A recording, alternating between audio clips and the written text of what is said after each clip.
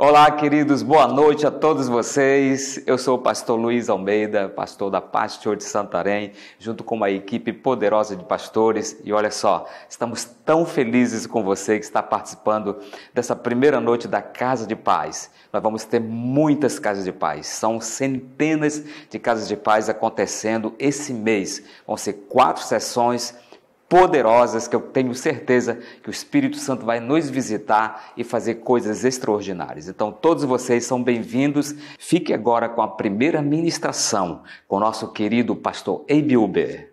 Olá, queridos, tudo bem? Quem fala aqui é o pastor Abe da Paz Church de São Paulo e eu quero dar as boas-vindas para você que faz parte da missão Casas de Paz. O que é uma casa de paz? Uma casa de paz é uma casa que abriu as suas portas para poder estudar a Bíblia, a palavra de Deus, e especialmente para receber a presença de Jesus. Jesus disse em João 14, 27, deixo com vocês a paz, é a minha paz que eu lhes dou, não lhes dou a paz como o mundo a dá, não fiquem aflitos nem tenham medo. Jesus está dizendo, a minha paz eu lhes dou, não fiquem aflitos nem tenham medo. Um dos nomes para Jesus na Bíblia é Príncipe da Paz. Ele quer ser esse Príncipe da Paz na sua vida, na sua família. Em Lucas capítulo 10, versículo 5 a 6, ele diz, ao entrarem numa casa, digam primeiro, paz seja nessa casa. Se houver ali uma pessoa que ama a paz, sobre ela repousará a paz. Então, que a sua casa, que sua família receba a paz. Receba essa paz, a paz do Senhor Jesus. Agora, a primeira lição que hoje vamos estudar são 4 lições e a primeira lição é intitulada O que é a salvação?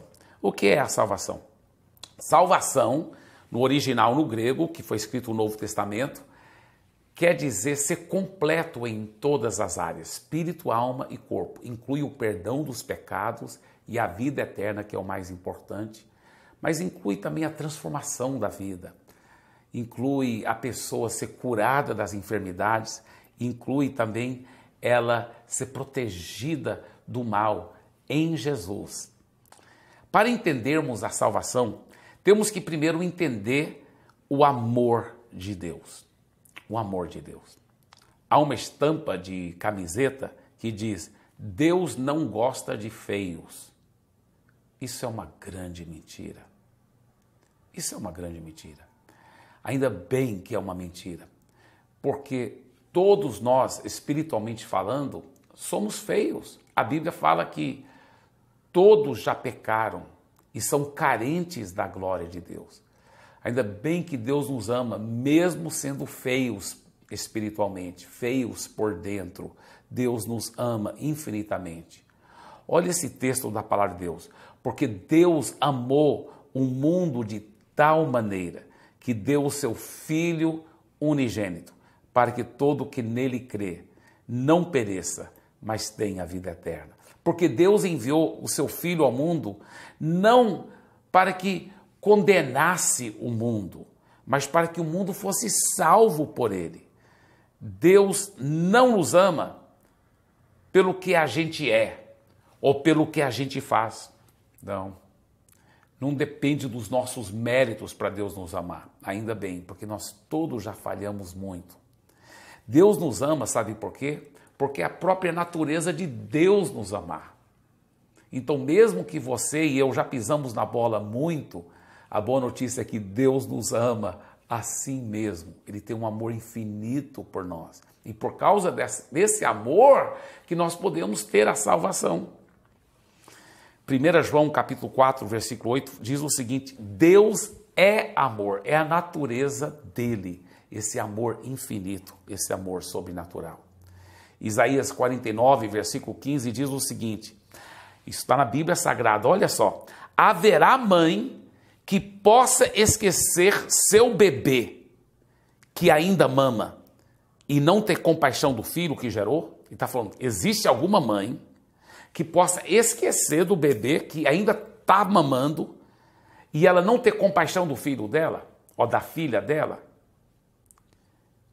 Aí ele diz o seguinte: embora ela possa esquecê-lo, embora talvez exista alguma mãe muito assim, né, totalmente fora de si, que pudesse esquecer do seu filho ou da sua filha, ele disse: eu não me esquecerei de você. Deus ama você infinitamente. Ele é apaixonado pelo ar que você respira, mesmo com todas as falhas que eu e você já cometemos, mas Deus ama você.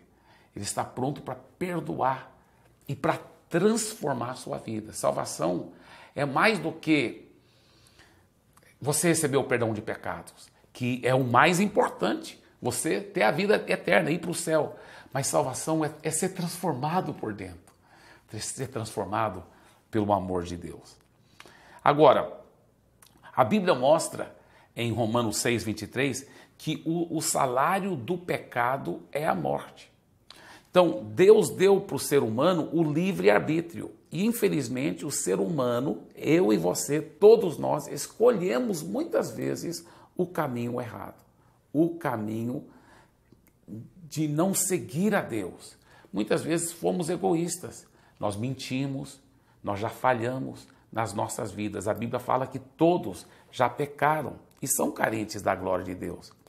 Agora, a boa notícia é que existe sim o perdão e a salvação para aqueles que exercem o seu livre-arbítrio para arrepender do seu pecado. Então, Deus não tem prazer nenhuma de condenar a pessoa, da pessoa ser jogada na eternidade sem Ele. Mas a Bíblia deixa bem claro, quem tem o Filho de Deus já tem a vida eterna. Quem não tem o Filho de Deus não tem a vida eterna. Então, a perdição eterna é uma coisa realmente que a Bíblia ensina. Eu queria que não fosse verdade, mas a Bíblia ensina que existe sim a perdição eterna para aquela pessoa que não entregou a sua vida para Jesus. A Bíblia mostra bem claramente que Deus originalmente fez o inferno não para o ser humano, jamais. Ele fez para o diabo e os demônios, os anjos do diabo, o diabo e os seus anjos. Foi feito o inferno. Porém, o ser humano que, em vez de seguir a Deus, insiste em não seguir ao Senhor e seguir o caminho do mal, a Bíblia mostra que depois da morte é tarde demais. O nosso destino eterno já está determinado. Mas por isso que eu quero enfatizar mais uma vez um dos nossos textos principais dessa lição, que é esse aqui. Porque Deus amou o mundo de tal maneira que Ele deu o seu Filho. O que quer dizer isso? Jesus veio aqui para a terra, morreu na cruz pelos nossos pecados. Ele levou o castigo que eu merecia, que você merecia. Ele levou o castigo que nós merecíamos. E aí Ele ressuscitou e venceu todo o mal em nosso lugar. A Bíblia fala que Deus enviou o seu Filho ao mundo não para que condenasse o mundo, mas para que o mundo fosse salvo por Ele. Então, veja bem, eu vou contar uma história muito interessante. Mas antes de contar essa história, deixa eu ler esse versículo aqui para você, um outro versículo tão chave dessa nossa lição. Romanos capítulo 5, versículo 8. Mas Deus prova o seu próprio amor para conosco, pelo fato de ter Cristo morrido por nós, sendo nós ainda pecadores. Olha só, quando nós ainda pecadores, totalmente errados, mas Deus provou o seu amor, que Ele mandou Jesus para morrer pela humanidade pecadora e levar o castigo que nós merecíamos na sua cruz. Deixa eu te contar uma história muito interessante. Houve um menino que ele fez um barquinho. Ele mesmo fez muito esforço, mas foi um barquinho muito bem feito. Ele recebeu a ajuda dos profissionais e ele fez esse barco.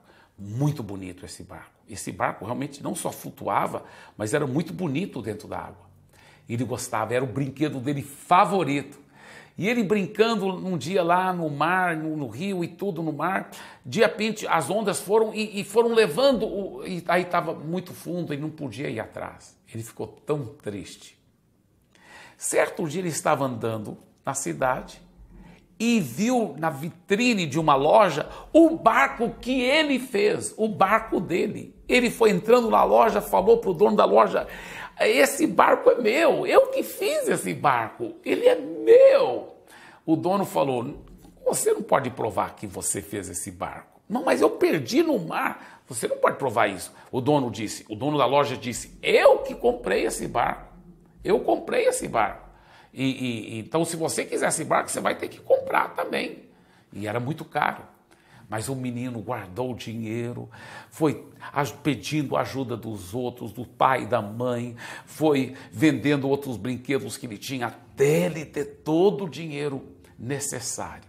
Aí ele foi e comprou aquele barco. Quando ele pegou o barco, ele abraçava o barco. Ele falava: ah, como eu te amo, meu barco. Agora você é meu 2 vezes. É meu 2 vezes. Sabe que essa história de Deus?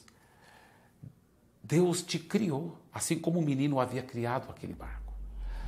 Deus te criou. Você perfeito, lindo. Mas eu e você, assim como Adão e Eva, nossos antecessores, nós viramos as costas para Deus, desobedecemos a Deus, pecamos. E nós fomos o nosso próprio caminho.